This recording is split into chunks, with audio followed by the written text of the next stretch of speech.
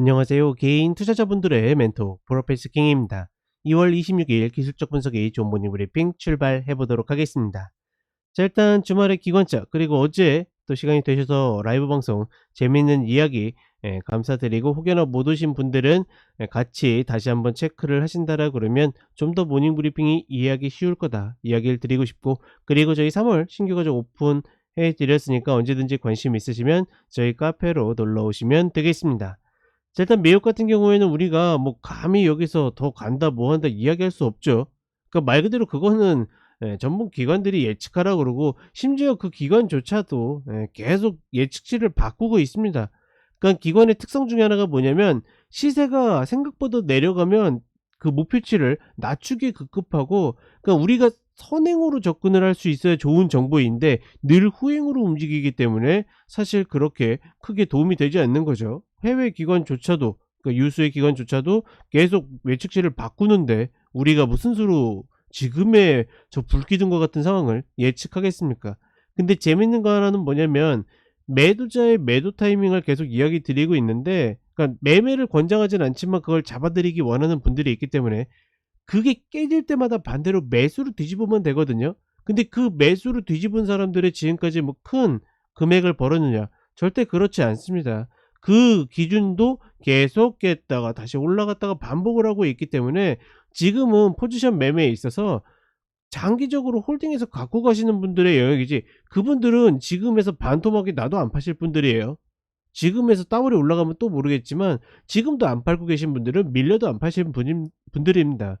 그런 분들이 갖고 계신 영역이지, 지금은 뭐 매매자들이 뭐 어떻다 저떻다 이야기할 그럴 영역은 아니다. 다만 기존의 어떤 흐름이나 패턴에 있어서는 좀 벗어난 상승이기 때문에 다시 제자리를 찾는 타이밍은 분명히 올 것이다. 그 흐름이 언제인지 모르는 것뿐이지 우리가 따라갈 영역은 아니다라고 이야기 드리고 싶고, 자, 한국 같은 경우에는 미국과 똑같은 패턴의 쌍봉이 형성이 되어 있는데, 과연 이 무거움을 이겨줄 수 있는 카드가 오늘 나올 것인가. 오늘 이제 기업 밸류업 프로그램을 뭐 정부에서 발표하게 되는데, 이미 그거에 대한 기대감으로 외국인들이 10조 정도 매수가 들어왔고, 다만 그 매수세가, 그쵸, 그 매수세가 개인 투자자분들이 좋아하는 혹은 선호하는 종목들이 대부분 아니기 때문에, 완전히 아닌 건 아닙니다. 뭐 현대차나 기아차 개인들이 좋아하는 뭐 종목 중에 하나인데, 그런 종목들도 올라왔지만 대체적으로 금융주, 대표적으로 막 생명보험주,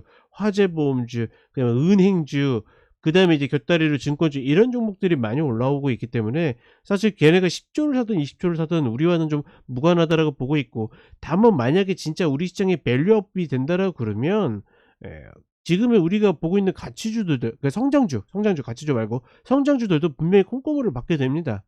과연 이제 그런 카드가 있을 것인가 관건인데, 제가 보통 이런 위치에 오게 되면 매도를 이야기 드리거든요. 바로 이 쌍봉 받기 전에 그 전봉도 분명히 그 자리에서 2607 넘어가면 매도다 매도다 이야기 드렸잖아요. 그리고 나서 중심가 밑으로 내려온 거고, 그쵸? 2323은 안 왔지만 2400 밑으로 내려온 거고. 근데 중요한 거는 뭐냐면, 지금은 급락의 패가 없습니다. 보통 이런 시장에서 제가 현금을 언급한 이유는, 이 정도 위치에 오면 뒤집는 세력들이 있거든요. 그리고 매도 포지션을 잡는 세력들이 있는데 그 패가 없어요. 그 패가 보이지 않다 보니까 할 수 있는 이야기가 뭐가 있겠습니까? 지수를 생각하면 도저히 손이 안 나가고, 그러니까 지수 눈치 보지 말고 종목에서 내가 원하는 자리에 오게 되면 그 종목은 해도 된다라는 이야기를 드리고 있는 겁니다. 굉장히 상충된 이야기 같지만 우리 시장에 매도를 잡을 때는 분명히 그 근거가 있었기 때문에 현금을 확보하라 뭐하라 이야기 드렸지만, 지금은 별로 그런 패들이 없다. 과연 이제 이번 주 시장 초반에 어떻게 움직일지가 아마 이번 주 흐름을 좀 좌지우지할 것 같은데, 다만 그렇다고 해서 큰 기대나 뭐 어떤 포지션 흐름보다는 그냥 대체적으로 내가 노리는 종목들 들어가는 게 맞지 않을까. 저는 일단 그렇게 생각하고, 좀 더 자세한 내용들은 저희 라이브 때도 많이 이야기 드렸으니까 어제 녹화 방송 올려놓은 라이브 방송 같이 참고를 하시면 되겠습니다.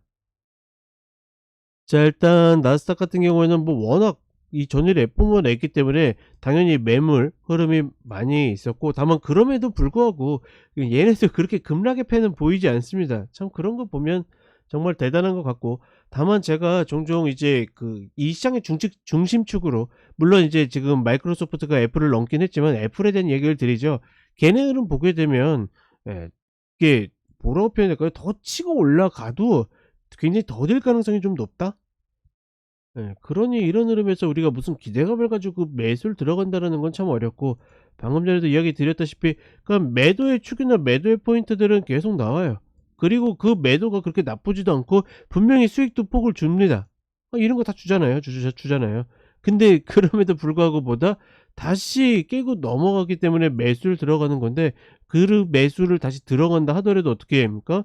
그렇게 크게 수익이 나거나 좋은 결과를 갖기도 어렵다. 그러니 우리가 지수에 대한 생각은 감히 이렇다 저렇다 이야기할 수 있는 게 아니다라는 이야기를 계속 드리는 겁니다. 제가 봤을 때는 미국 시장이 꺾였다라고 얘기할 수 있는 거는, 나스닥보다는 지금 S&P 500 계속 20평 밟고 가잖아요. 이거 저항될 때가 아마 미국도 꺾이는 흐름이 이제 나온다라고 이야기할 수 있지 않을까. 아마 그렇게 되면 우리 시장은 이미 꺾여서 내려오고 있을 거예요. 저는 그렇게 본다. 그리고 우리 시장으로 오게 되면 똑같이 쌍봉의 형태를 만들어내고 있죠. 만들어내고 있지만 지난 흐름에 비해서는, 그러니까 지금 왜냐면 분명히 넘었었던 흐름이 네 번째잖아요. 이 네 번째 흐름에 와서는 서로 상충되는 흐름들은 좀 있어요. 그러니까 기존에 이거 올라올 때처럼 원사이드하게 매수하는 애들만 있는 게 아니라 매도하는 애들도 있긴 하지만, 이게 이때 당시와 같이 뒤집히는 흐름이 없다 보니까 뭐 자신 있게 여기가 꼭지다, 무조건 현금을 확보해야 된다, 이런 멘트보다는 종목대로 접근을 하는 게 맞지 않을까라고 이야기 드리는 거고, 정말 너무너무 급하더라도 지수를 생각한다 하더라도 개인적으로는 최소한 2607 이 상단 자리는 다시 한번 찍어야 되지 않겠는가. 지금 돌아보면 이 자리가 굉장히 좋은 자리처럼 보이긴 하지만, 사실 이 올라오는 패턴 자체가 우리가 예측치 못한, 혹은 지수의 일부에 영향을 미친 종목들만 왔기 때문에 저거를 뭐 지금에 와서 부럽다 뭐하다 할 이유는 전혀 없을 것 같고, 여전히 지금 개인 투자자 입장에서는 지수 너무 고민하지 마시고 종목별로 접근하셔라. 이미 저 흐름 이후에 예, 코스닥에 있어서 그런 흐름들을 이야기 드리면서, 사실 코스닥도 이제는 많이들 종목들이 단기로 추세로 전환해 가지고 올라온 종목들이 많죠. 그렇다 보니까 조금 접근하기 깨름직한 그런 모습들이 있긴 한데, 부담스러우면 뭐 하면 됩니까? 승부 걸지 말고 분할로 들어가면 됩니다.